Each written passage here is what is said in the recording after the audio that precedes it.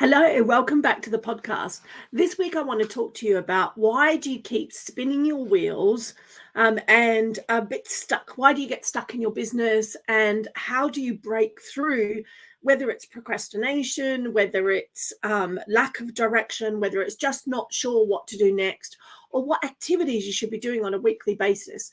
And so many business fail because they don't plan. And I see a lot of it at this time of year when people are starting to talk about the next year. So this is coming out around October. And what I see is people leaving planning too late. So there's lots of planning workshops coming up in January. And they leave it too late in relation to creating your success for the beginning of the year. Because what happens is the last 3 months of the year actually set you up for success for next year. So I want to talk to you a little bit about planning today.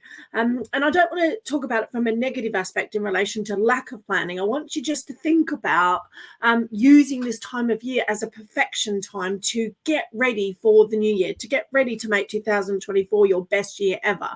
You see, when I was in real estate, and I used to run a real estate office in London for over 7 years, and every time I saw the same thing happen. This time of year, people start to wrap up projects. People were starting to wind down, I guess, and kind of start to think about just taking holidays and having the new year. And a lot of our agents would go into hibernation, especially over the Christmas period. And by that I mean that they didn't take by the way, I don't think that means that it's not good to take time off with your family, by the way, or enjoy the festive season. I'll be off for 3 weeks over Christmas. But what I want you to do is plan for that so you can have your marketing, for example, working for you when you're not there. So you can enjoy the time out and the downtime potentially without clients, or just time away from your business with your family. It's not about that. It's just about having the strategic process in place so you can make the most of that time off, but also hit the ground running for January. Because when I was running the sales office, we used to see so many of the businesses go to sleep. All our competitors went to sleep over Christmas, and it was fabulous for us. They slowed down, they cancelled a lot of their marketing, they took loads of time off, and they wasted a lot of time just chilling out, which, you know, when you've got an office open, you don't want to be doing. You've got to use that time to build your marketing, build your profile, because a lot of people make decisions at this time of year. They make decisions around what they're doing next year, especially over the sort of December period is when a lot of people get together with family. Like you said, it's a time for people to slow down. But what that means is also it's a time for them to make decisions around what they want for the year ahead. So what are they going to be doing next year differently that maybe they haven't done this year? So instead of us going to sleep, what we did was we always still only had a skeleton staff on when we were open. We didn't make people work through Christmas as much as we could. We tried to shut down as much as we could. But instead of going to sleep, what we did was we ramped things up. So we ramped up our marketing. We doubled our marketing during that period of time. We went massively in for visibility, and we scheduled a lot of that where we could, where possible. We also got, because we were obviously in real estate at the time, we got people to go and deliver leaflets and newsletters for us during that period, because a lot of people were at home.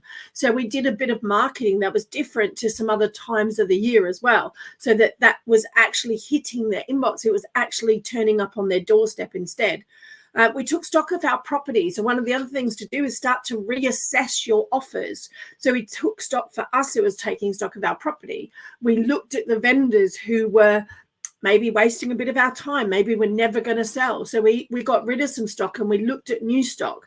We revisited what was working and what didn't work, and we did a lot of reflection in our businesses. I used to run a highly successful sales team. We used to smash our sales targets every month. And everyone used to say to me, what did you do differently to the other departments? The other branches never, ever succeeded like I did in sales. And it was because I stopped and took time out to look at what was working and what wasn't working. I also played a lot of the strengths to my team. So I remember my boss having a go at me for providing admin support for one of my sales team. And he said, why are you doing that? And I went, because he makes 80% of our sales. he's not good at admin. So cover the admin with someone that is really good at it and let him get on with what he's good at doing. So I like to look at what was working and I wanted to do more of that. I didn't necessarily want to add anything new in or change the way we worked. I just analyzed what did work. We did more of that simply, and then we stopped doing some of the other stuff that didn't necessarily work. So one of my questions to you today is, what's working for you and what's not working for you? What do you have to do less of and maybe do more of in the new year? So what was the outcome of doing this? We hit January with a massive flow of new instructions. We were visible everywhere. We had calls booked. We had valuations booked in. And we smashed all our competitors. So we always had really good stock to start with, and we made really good sales because of that. So our first quarter was always our strong quarter. So we went into the year with a fighting mindset. With a fighting mindset and a mindset that meant success throughout the year. And we built on that then success. So businesses often don't fail because they don't know what they're doing. It's because they don't plan for success. They're not actually looking at their business as a whole and going, where do I want to get to? What do I want to be doing in the next 12 months? And do you have a longer plan? Do you have an idea, a 5-year plan? Is everything that you're doing now working towards that longer plan? So have you got a plan for success? The other thing a lot of businesses don't do is they don't monetize effectively. So they're not creating enough sales and they're not systemizing their potential growth. So it's a good time to reflect on, how are you monetizing? When was the last time you put up your prices? When was the last time you look at your packages and your services? Can you revamp them? Can you make them better?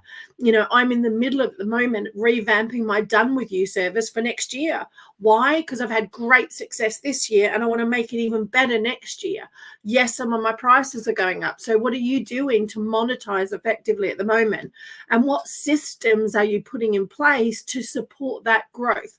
So at the moment, one of the things that we've been doing a lot in my business is looking at some of the systems that we needed, so that we've got more systems in place so that we can take on a lot more clients next year.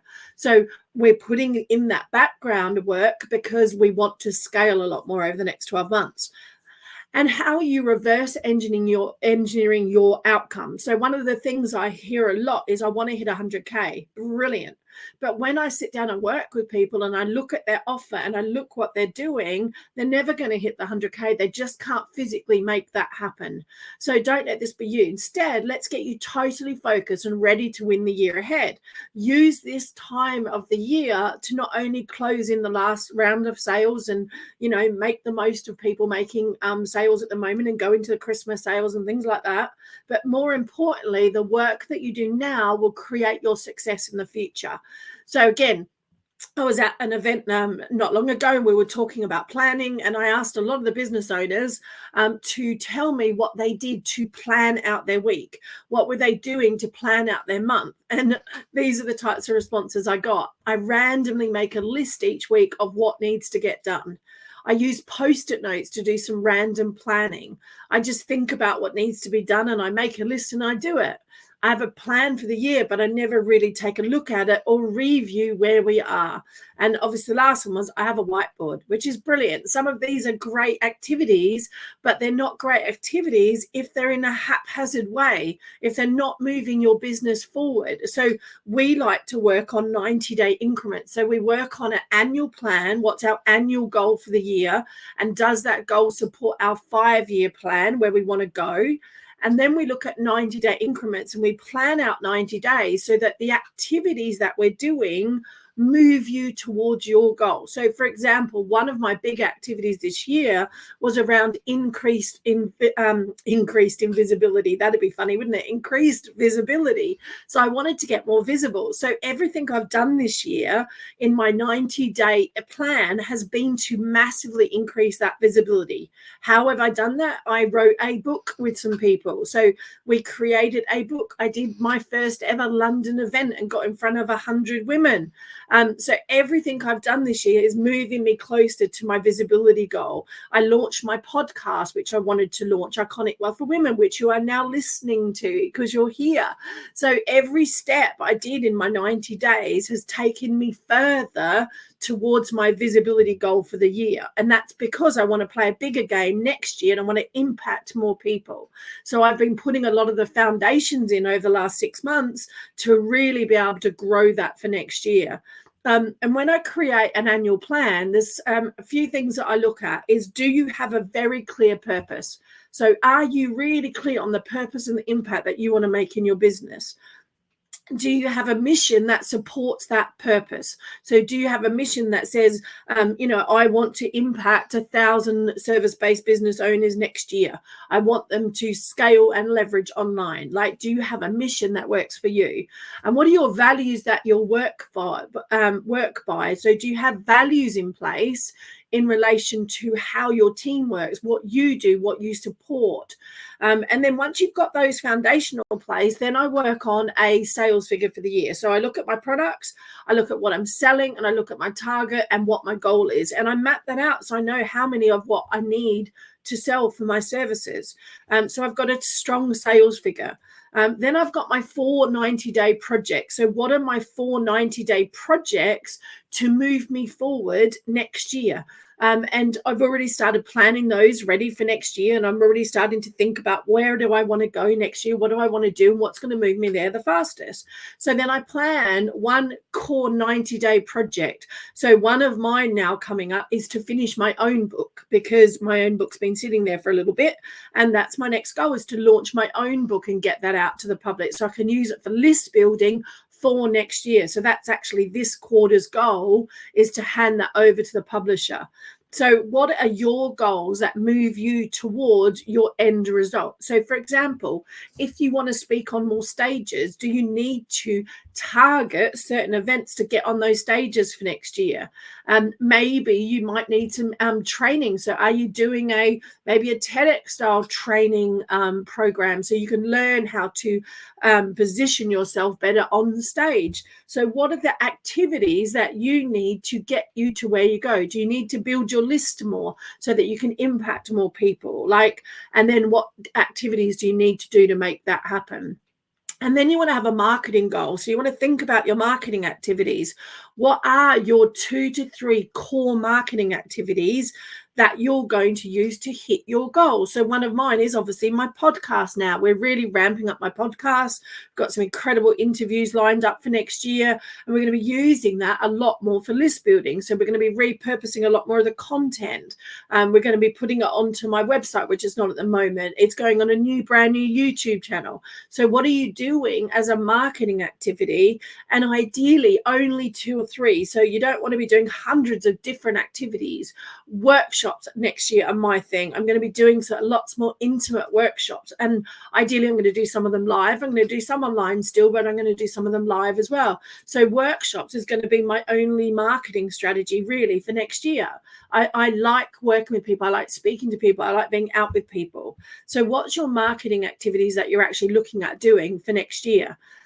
So I want you to really think about starting to get into the planning phase. I know it feels like it's a bit early because it's only October, but I really do want you to start to think about, what am I reflecting on?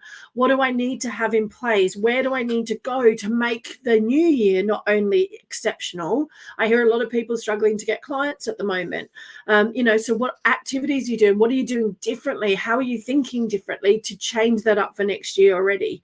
I want you to think about your overall growth, your overall strategy around your business. So I like to talk about the analogy of scale, which is part of my new program I'm launching, all around helping you to grow your business. I'm getting into much more business coaching over the next year because I realized a lot of women are not putting the the foundations in place for a very strong business over a period of time. They're kind of picking and choosing the things they want to do. They're not putting structures in place that help them move forward. So I want you to think about this analogy, and that's called scale, and it's about sales. So how are you honing in your sales system, your numbers and your focus to actually get the results that you truly desire? Lots of people shy away from numbers, and I want you to embrace them, because numbers and statistics help you get better results. So for example, if you have a simple funnel that runs, that brings in leads, and then it goes to a video, and that video goes to calls booked, what percentage are you converting? And if you don't know the percentages, how can you improve on your process? So again, start to look in more, and we're going to hone in more this year around sales and numbers. The second analogy is clarity. So for the C is clarity. If you don't have total clarity around your marketplace, your ideal client, and your own marketing messages, you will go out with a confused offer. And the key for me is that I recently helped a client who thought that she had completely blown an offer. She'd got on several calls with people that really had been pushing to work with her. She wanted to create something for her. They weren't quite sure what she was going to offer. And she got on these various calls with these people, with the potential clients, and didn't make any sales at all. She just basically got lots of information, but got quite confused and actually got into a bit of overwhelm and thought she'd blown the calls. So she came to me for a strategy session. We did a strategy session. We got very clear on who she wanted to serve, why she wanted to serve them, how she was going to serve them, and what the actual offer was. And as soon as she had that clarity, I then talked to her about how to go back and make those calls again, how to make them feel really valued, really important when she approached them on the phone. And she did, and she closed 15,000 in less than 2 weeks. So, clarity breeds success. And if you're confused, or you have any confusion around what you're offering, what you're selling, or who you're selling to, you'll struggle to make sales, especially in this marketplace. Everything is tightening up. So you need to really tighten up on your message. The third one is automation. So the A is for automation. So have you got some systems in place that help you grow your business? Now that could be simple as a lead magnet that brings in some people onto your list. Doesn't have to be confusing. It doesn't have to be a 20-page funnel. Doesn't have to have upsells, downsells, cross sells, everything that you see. But it's good to have at least some basic things. So some things that bring people onto your list is very, very important. So do you have some systems and funnels that actually work for you?